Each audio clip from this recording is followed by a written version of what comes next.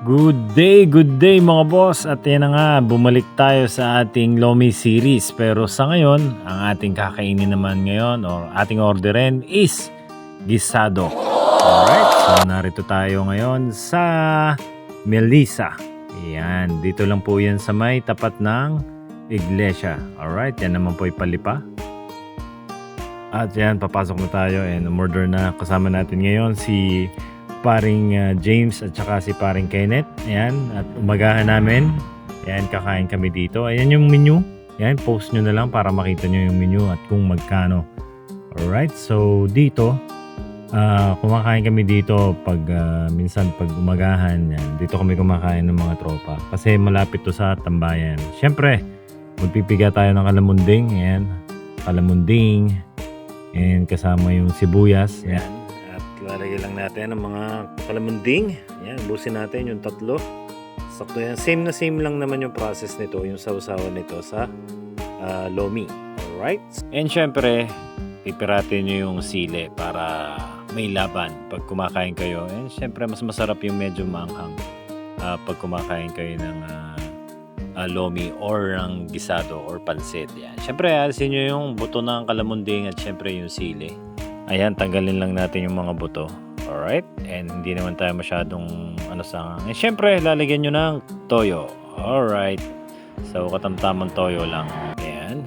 And yan, dumating na yung ating kaldo. Ayan, may sili yung kaldo. Alright. So, napakasarap ng kaldo dito. Yan ang nagugustuhan ko rin. Isa sa nagugustuhan ko dito sa lumea na to. And nilalagyan ko lang siya ng yung sausawan natin na toyo. Ayan, nilalagyan ko yan. At habang iniintay natin yung ating in-order na gisado, syempre, higop muna tayo ng sabaw. Ayan. Igop sabaw, ika nga ng mga Batanggenyo. Igop sabaw. Napakasarap ng sabaw na yan. O kaldo, kung tawagin. Ayan. And yan na nga, ang ating special gisado.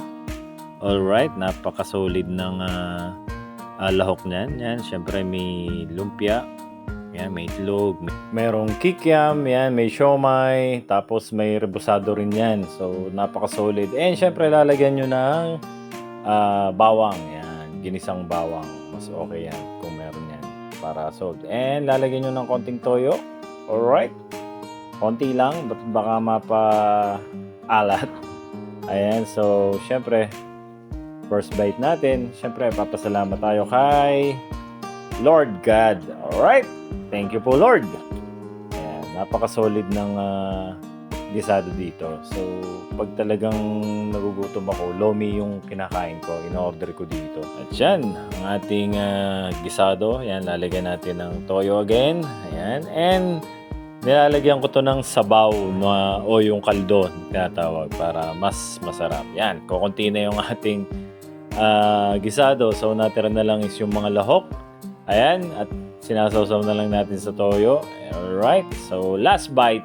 Ayun, namnamin natin ang pinakahuling bite. Ayan, si paring James and si paring Kenneth. Alright, so babayad tayo 75 pesos sa isang special gisado. Yung sa dalawa is yung tamisanghang. Ayan, and shoutout nga pala sa Padre Garcia Grab. Alright, Team Padre Garcia. Yan, solve na solve, sabi ni paring James. So yan yung papuntang bayan ng Garcia and tapat ng iglesia. And itong way na to is yung papunta ng Lipa. Alright, bye-bye, peace out. God bless, keep safe, and to God be all the glory. Bye-bye.